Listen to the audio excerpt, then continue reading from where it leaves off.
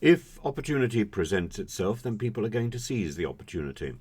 Because we have a government that is not careful, we therefore have people who are going to take advantage of that, whether they are former terrorists who've been imprisoned and see an opportunity in bad security to escape, or whether they are people from the CCP, from China, people who've lived in China,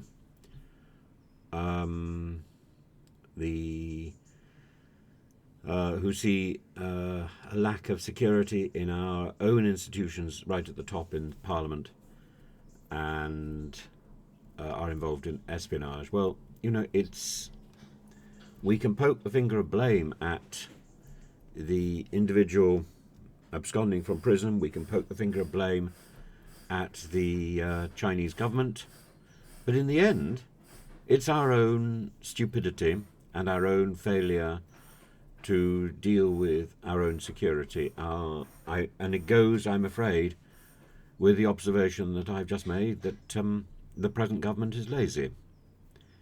And it's really difficult to avoid that conclusion. Alicia Kearns, the Conservative MP, says, while I recognise the public interest, we all have a duty to ensure any work of the authorities is not jeopardised. Absolutely. Tom Tugendhat is now compromised, though apparently when he became a minister he didn't have dealings with the man who is under suspicion. There's two men who've been arrested, one in Scotland, one in Oxfordshire. Searches have been carried out at their properties as well as at a third address in East London. And these men, one 30-year-old, one 20-year-old, this is opportunity.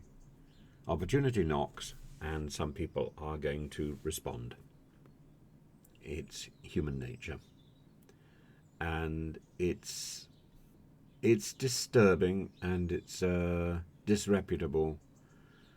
And of course China has every reason to want to learn as much as it possibly can about the way Britain is taking decisions, particularly if there's a negative bias to the decisions being taken. And there are so many issues raised by this, not least the fact that the Official Secrets Act is useless, and the ways of recruiting, particularly to MI6, need to be improved. MI6, the intelligence services, need to reflect our society. And for too long, they've been targeting either people from Oxford and Cambridge with a particular background, partly because the existence of MI6 for so long was denied. So all you could do was tap someone on the shoulder. I know about that tap, by the way. And I would never have made a decent spy. But I admire the work that is done. I admire the work that is done because it's meticulous, because it's careful. And are these the only people in our country that are doing meticulous, careful work? Maybe, but they are being ignored.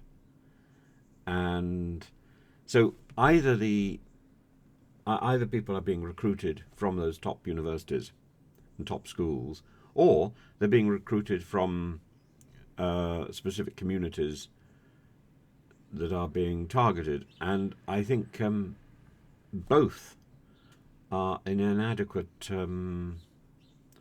resource. We need to be we need to have an intelligence service which reflects our society, all parts of our society, and we need to have an awareness of ourselves and of others. And I don't think we do at the moment. What we have is a compliance, and that's about control rather than observation. And that probably says a great deal about the way our government is going, and our reliance on AI, on cameras, our reliance should be on instinct and intelligence. It's in the name. It's in the name.